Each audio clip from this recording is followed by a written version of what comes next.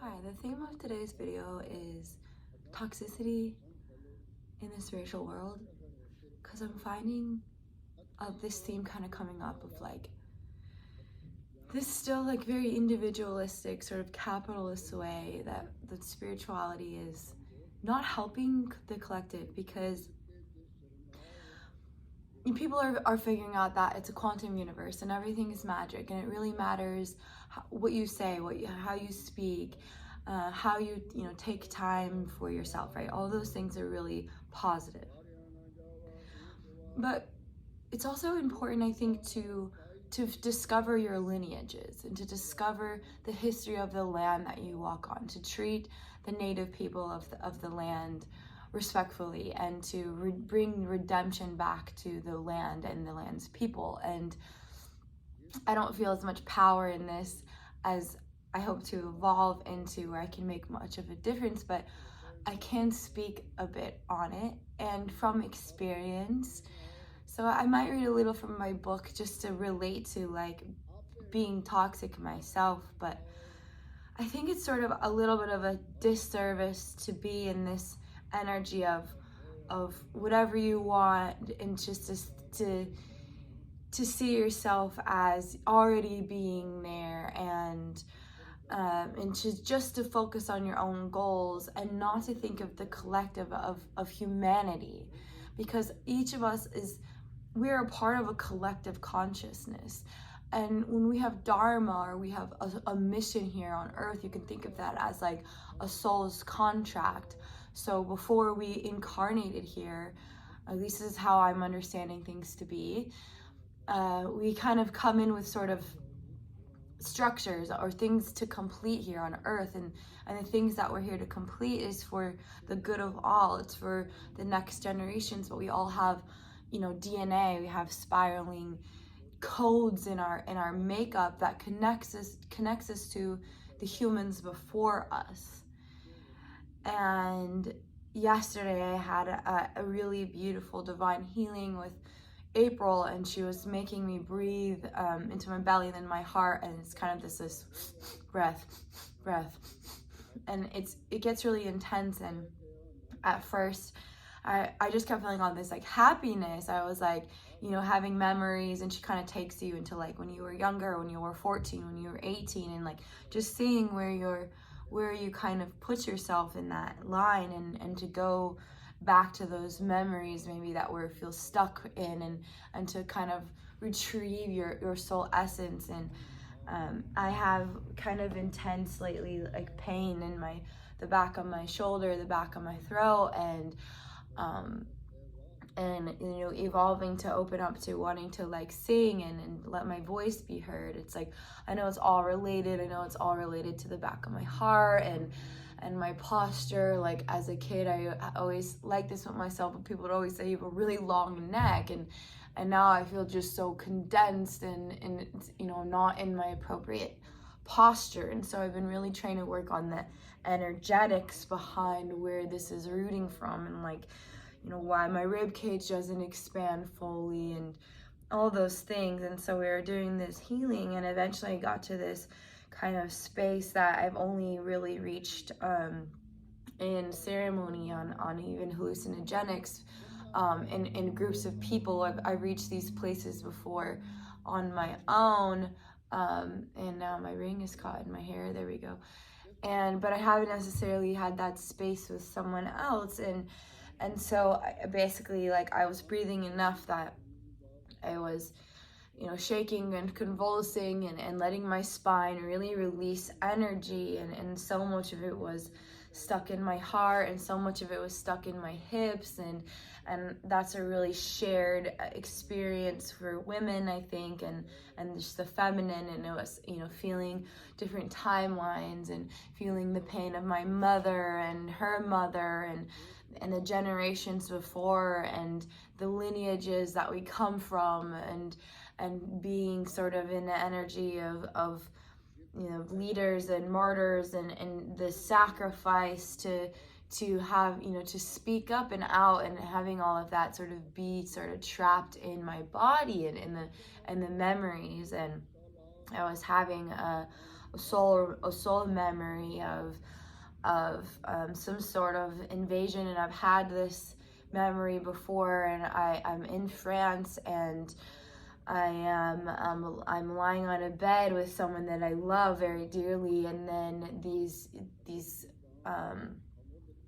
soldiers or these bad guys basically come in and shoot this person, and then he's dead and lands on my chest, and I always have this sort of pain right here, and it was like, oh, like I think that this pain is also coming from past life experiences. And so when we go through trauma in this life, a lot of times, you know, if we have unhealed things in our energy body from the soul, it's beyond just sort of our own trauma that we've experienced that we can remember. A lot of it's in the past, and we really got to the root of it, and I have sort of a fear of intimacy, and a lot of that comes from being afraid that I'm gonna have sort of like a shamanic experience with you know, somebody that like you know, when you get into a relationship, you want to sort of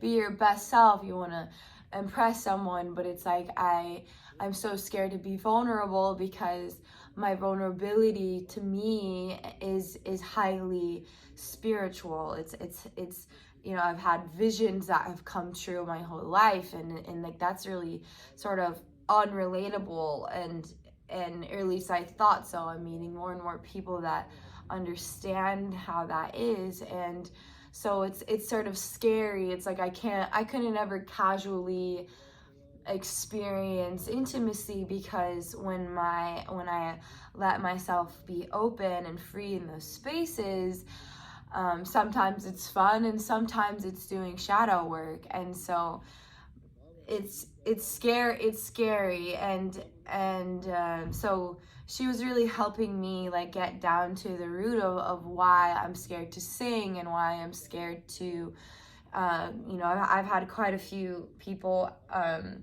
for some reason lately like ask if I want to like hang out and get to know me, and I don't necessarily want to engage in that way, because it's just like, you know, if you know, and you don't if you don't, and but it's like, but why not? Like why can't I have fun? Like why can't I just experience what it seems like, you know, most women my age are trying to experience? You know, why am I exercising my sacred no so often? And I really think it's coming down to the fact that like it's just not in my path to waste anyone's time at all. And so there's like something, so there's so much energy right now in my throat that wants to leave, so I don't know how to get it out other than like singing and being like alone in my feelings. And it's like, okay, like maybe you don't have to be alone in all of your feelings, and but I've never experienced that before. So it's like, if you have trauma in your nervous system, it sort of looks for what's comfortable, what's familiar, and so it's like a relearning process for me. And I opened my book today, and I opened to a page that reminded me sort of some old feelings, and so I'm just gonna read it and just see if like you guys can relate to some of these feelings, or it's like, I think if you're sensitive, or you're somebody that's just more embodied in the feminine, which is embodied in intuition, is embodied in and the psychic reality of nature, and being and accepting that like when I say weird, I really mean it as a good thing, and like other people can appreciate that weirdness, but it's like, how is anyone going to see me in my highest because the highest is that shamanic energy, but if I can't express it, then like it can't be it can't be loved, you know, because it's not available. So anyways, California Psalms on Highway 101. This is the first page of the chapter, No More Cowboys in LA. And there's a little picture. I was just hanging by the pool during COVID, and I have a Doors quote on there, and it's time to live, time to lie, time to laugh, time to die. And so that's sort of the theme of this chapter. And so the first poem is fading into my favorite fantasy, far out into my favorite mystery. Ocean Boulevard's been boring me, searching only for beauty without the pain, on holiday, ignoring the darkness of the American dream, such as Billie Holiday sings, there's blood on the leaves, or the eagles stabbing with steely knives, but they just can't kill the beast, with my headphones in, walking down the street, passing Hotel California in heat. And that poem was just about like knowing I have sort of so much energy in my sacral, and in the collective consciousness, there's so much that we can ignore in our privilege, but there is unhealed energy there that needs to come out. And in the land of America, like we have blood on the leaves. We haven't had reparations for the way that we've treated the people that are coming, that we were robbed from Africa and used as slavery. And like while our beautiful, wonderful Constitution and Bill of Rights were being written, it was built on the backs of free labor. And then still to this today, we have a system where there's still free labor, where there's incredible amounts of incarcerated Black Americans that are generationally is stuck in this system. And some of it's like, there's so much opportunity here. It's easier to move, like in a caste system, it's harder to move into the next sort of grouping. But as spiritual people and the spiritual leaders, if we're just focusing on our glamour and our beauty, it's in vain. It's in vain if we're not acknowledging the land and where that comes from. And so the next poem goes naked in the garden, a dandelion breaking through cement, medicine called poison without a ball and chain. No more cowboys in LA. All tomorrow's parties ended in June of '88. The day the music died already came. When the Doors came to their final end, doctors rushed in New Orleans in 1970. Sleeping on the next refrain, needle skips. Number 9, number 9, number 9. Needles drip poppy seeds in the pharmacy's latest, because we all want ecstasy and to be famous. Put a feather boa constrictor around my cold shoulders, cowbell around my tight neck, dancing in bootstraps, but that was it. No more cowboys in LA. All tomorrow's parties ended in '88. Still dancing insane, knowing it was all for nothing, because nothing already left. Elvis too. The building was on fire. I did what I had to. And so this poem is about, there's a lot of musical history references here, but medicine called poison, and that's just being like the feminine, when that Lilith energy. It's like, men can't control themselves around women if they're they're in their energy, they're in their feminine, right? And it's the fingers pointed at them, and instead of engaging in self-control and doing the shadow work there, it's like women are villainized when we're in our power. And so the acceptable form of power is putting on shoulder straps and getting yourself in a masculine energy and basically being a businesswoman. And that's actually not our nature. Our nature is to attract and to magnetize. And so you go to LA now, and there's actually not a lot of like California natives there. It's these people with this gold rush energy, and they still, they're coming here to make their dreams come true. But shadow work is soul retrieval. It is still acknowledging where we came from in our ancestry and our lineage. That is shadow work. That is deep dive soul work. And so, you know, we got to do that to make ourselves not self-centered and to exploit the people to get ahead. Like, that's not the way to do it. And so all tomorrow's parties ended in LA is a reference to a Velvet Underground song. And the Doors had their last concert in New Orleans in 1970s, and then the day the music died, like there's this death of in the 70s music where it's talking about the stories of the people. You have artists like Bob Dylan where they're rising to popularity because there's this folk element. It's the voice of the people. And now you go to LA and everything is overproduced. You're producing these pop bangers that are following sort of a structure that takes you to success, but there's not the story of the people in the music anymore.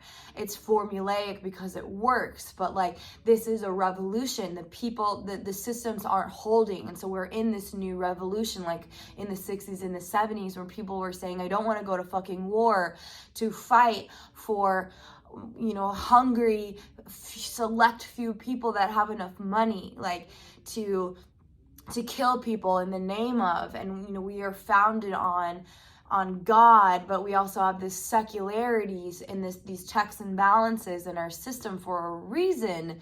So to kill in the name of is so far from the roots of what it should be.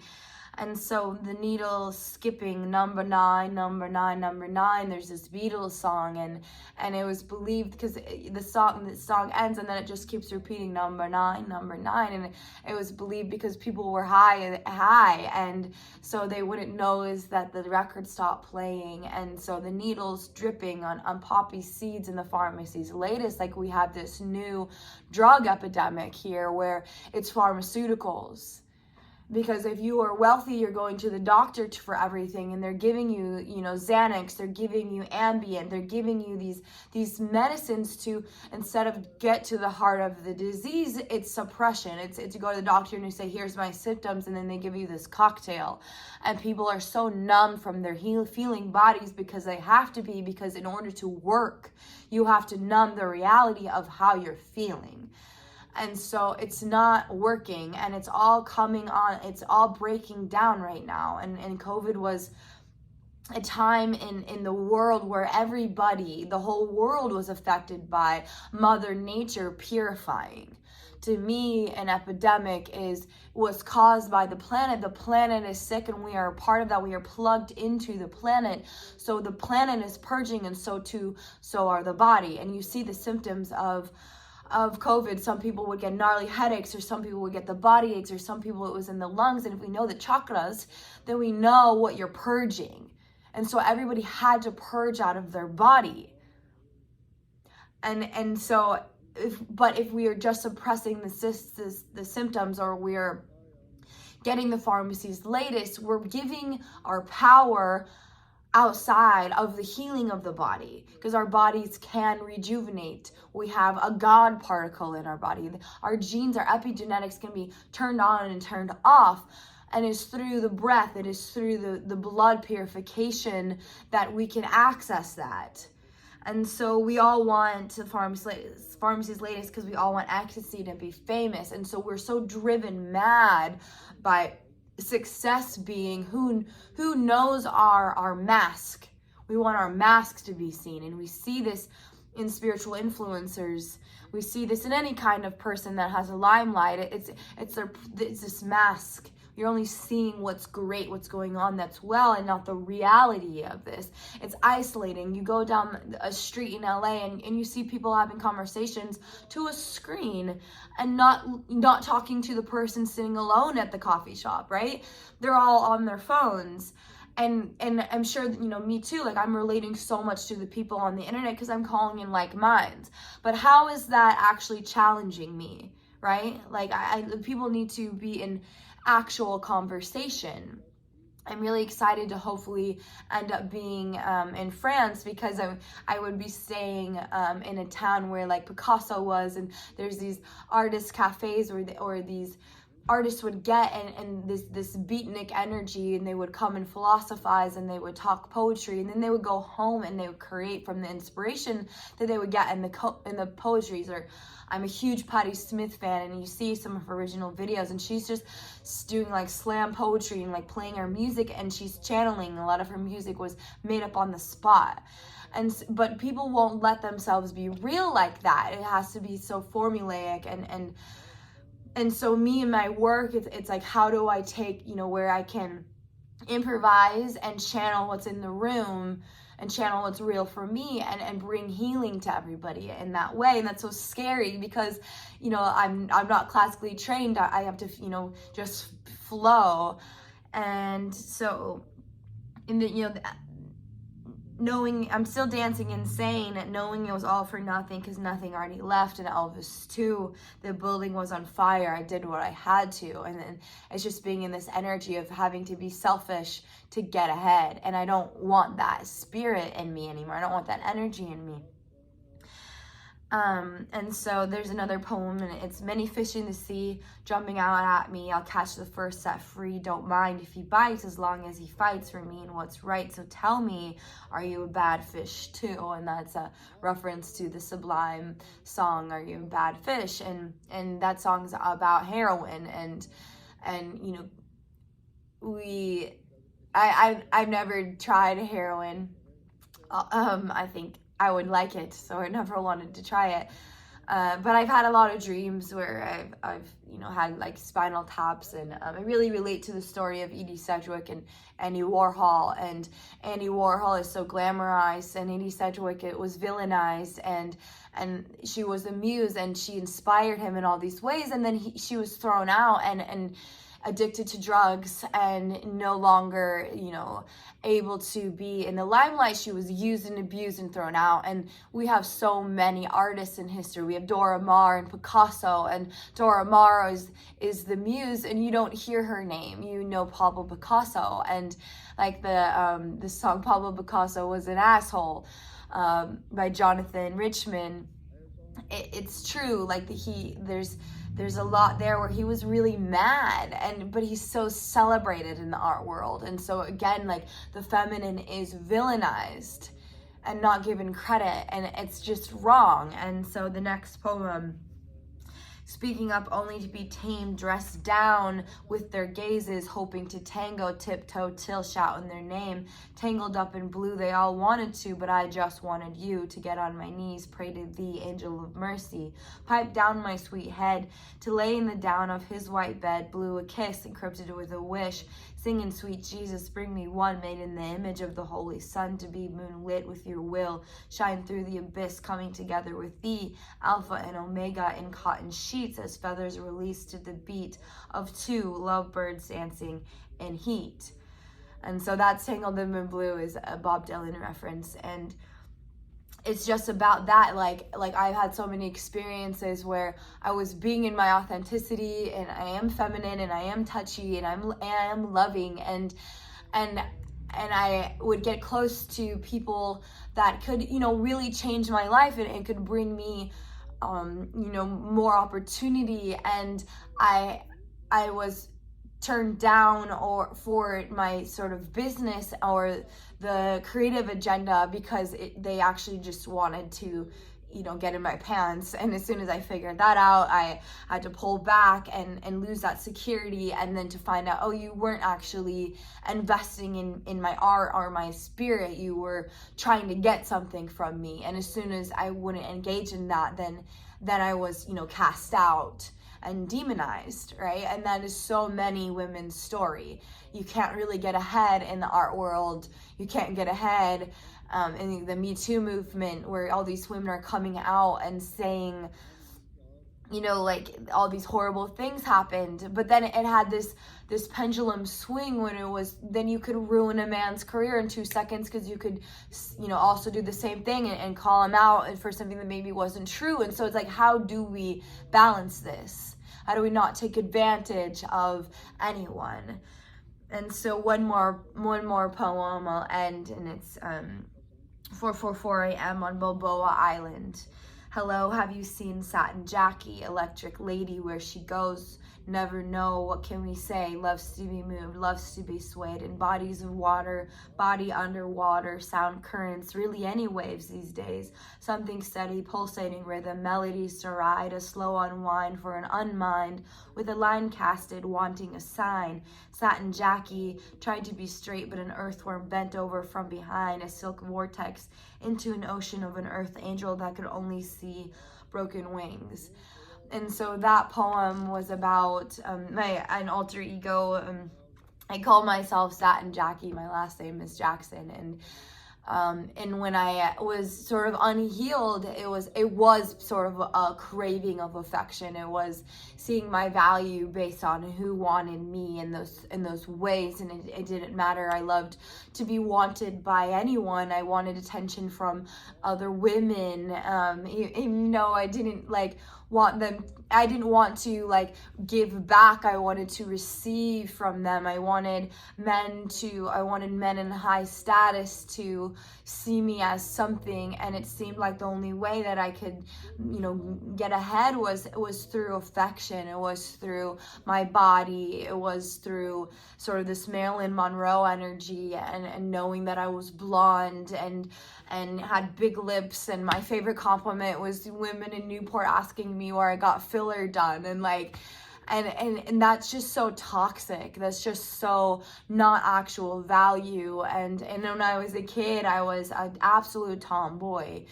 And because I hated that everyone would say, oh, you're so pretty. You're so pretty. You look like Marilyn Monroe. You look like a little angel. And I was like, I'm smart. I want to be like my brothers. How come when they go to Boy Scout camp, they get to have so much fun and they get to be in the dirt, and I have to sell Girl Scout cookies, and everything feels like you're selling yourself to get ahead.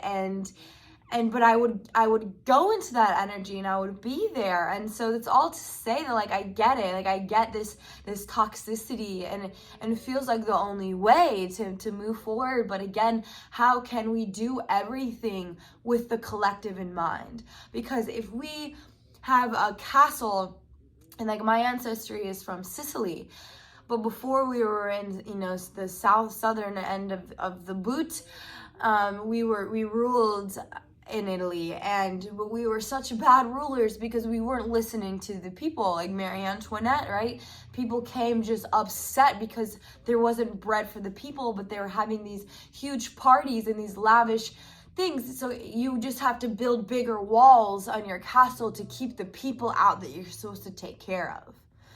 And so no, I'm going to reject this false sense of only taking care of yourself and not acknowledging the suffering of the people, to not acknowledge what's going on in Palestine, and to not acknowledge the slavery that America was built on, and to not acknowledge the native people that we pushed out. I have visions a lot of this woman named Toya Perina, and it was kind of one of the first visions I ever had, where I was sober. I actually think I did smoke weed, but I was really diving into my breathwork practice, and I went on a walk in the canyon that I live in, and it's really beautiful. It feels nothing like Orange County. An absolute culture shock when I first went to public school, because I was like, why is there all this cement? So it's really this weird, beautiful vortex in where I live, and so I was sitting by myself and I was looking up at the hillside, and I saw a white horse on this hill, and there was a woman with dark hair, and she was wearing feathers in her hair, and she was looking down at me, and my whole heart opened, and it was rage. It was like unfinished business. And I saw her, and I saw she just it was clear as day, and then I blinked and was like, what the heck? And then she was gone. And then I got all these downloads of a medicine woman, and I saw rape, and I saw these kind of adobe shaped buildings, and I saw she was talking to a lot of people, and she was rallying people.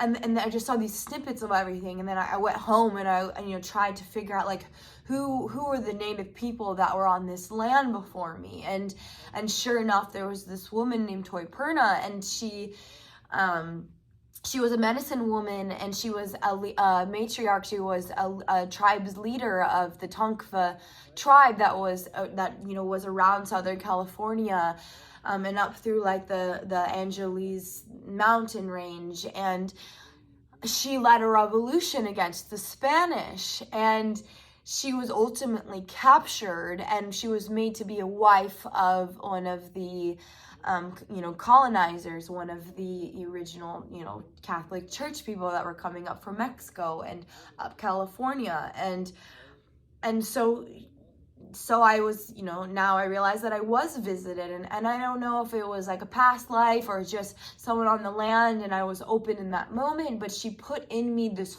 fire, this sacred rage, this injustice sense, and I've been obsessed with it ever since, and I can't sleep. Like, I can sleep, I'm a very wonderful sleeper, but I mean, like, energetically, I can't stop until I know that there's more justice given to the people of the land, and I don't have necessarily at the moment the financial backing, but I do have a voice. And so as I work to open my voice and put my head back on straight, and open my heart, and it's just as much the physical as it is the emotional and the energetic, like I'm feeling more and more of her and this energy. And so this is my commitment as I I rise in my own power, that like my roots are with the land, and are with the people of the land that have come before me. And so this book too, and I'm gonna, when I start making sales, I'm going to give a lot of the proceeds back.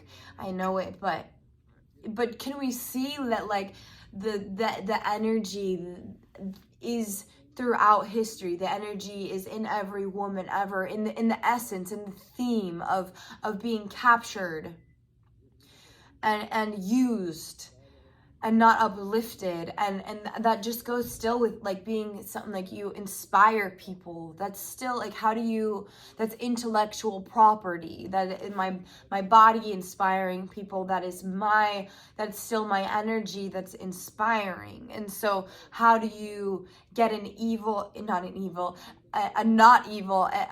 holy, equal, energetic exchange for inspiring? And how do we do the shadow work that's generational? How do we break the curses? So, because that's true spiritual work.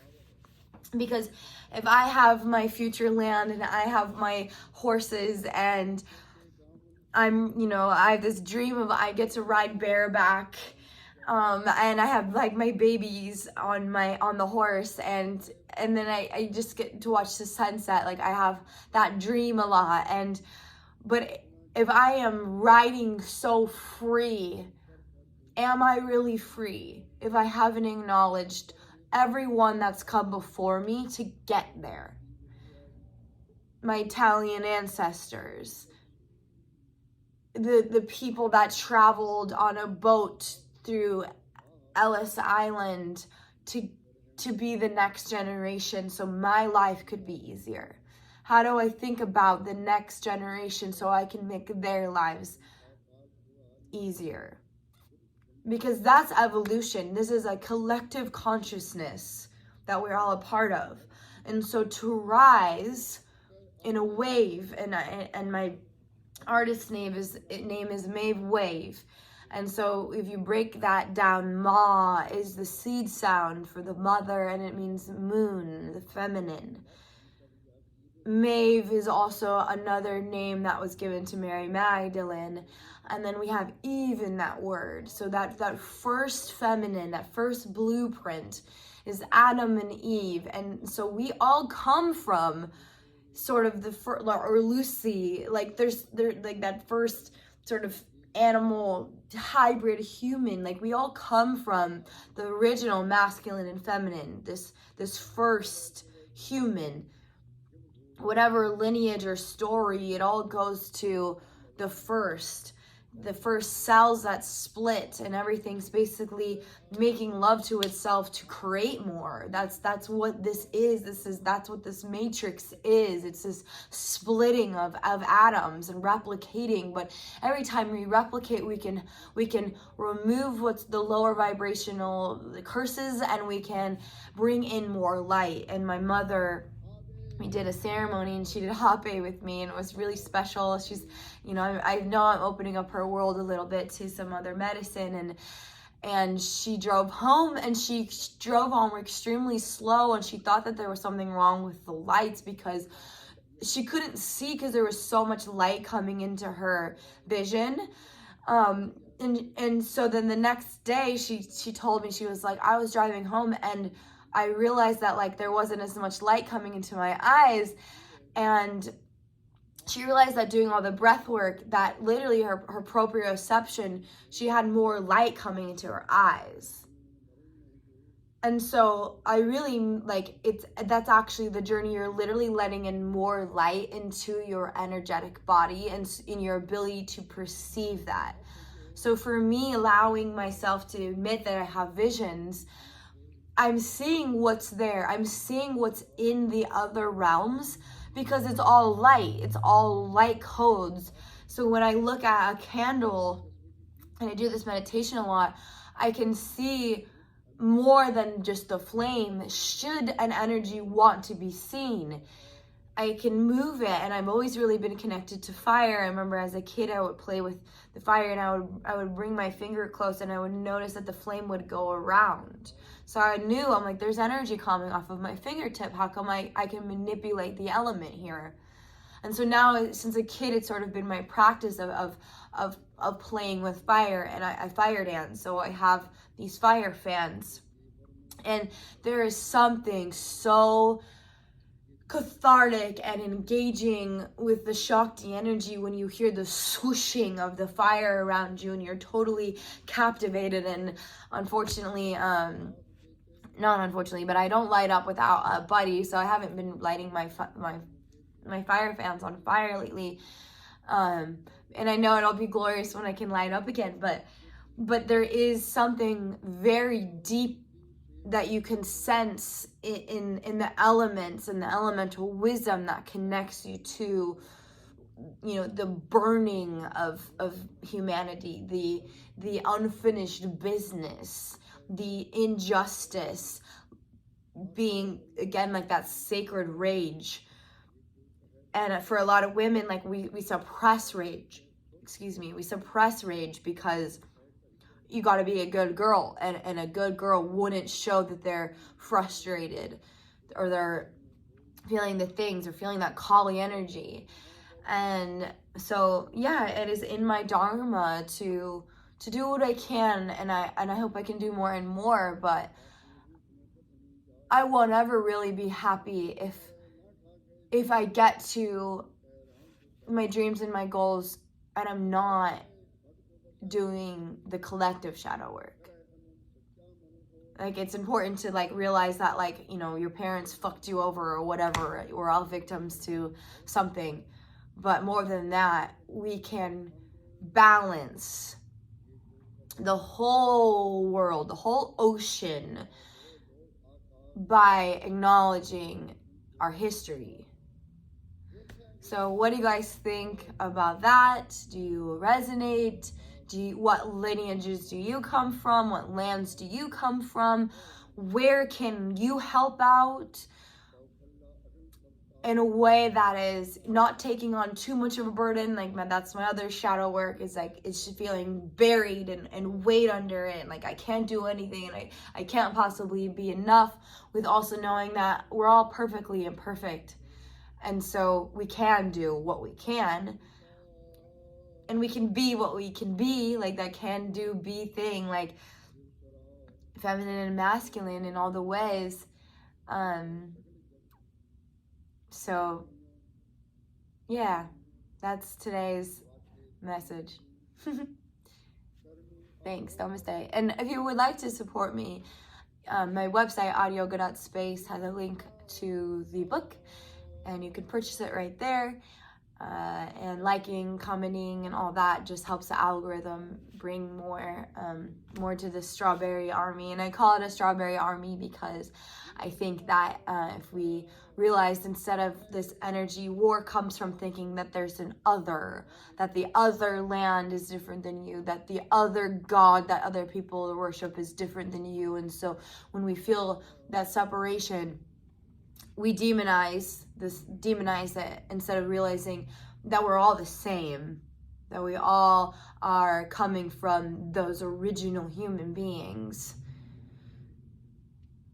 So if you'd like to support, it's always appreciated, and I will bring you with me in the Strawberry Army, because I hope to plant gardens all over the world and give back to the community and return us to the land and return us to our food source being sun and oxygen and water, and making our food as close to that and less the processed garbage, the poison that is currently, that is the epidemic. It is the toxic chemicals that are in our soil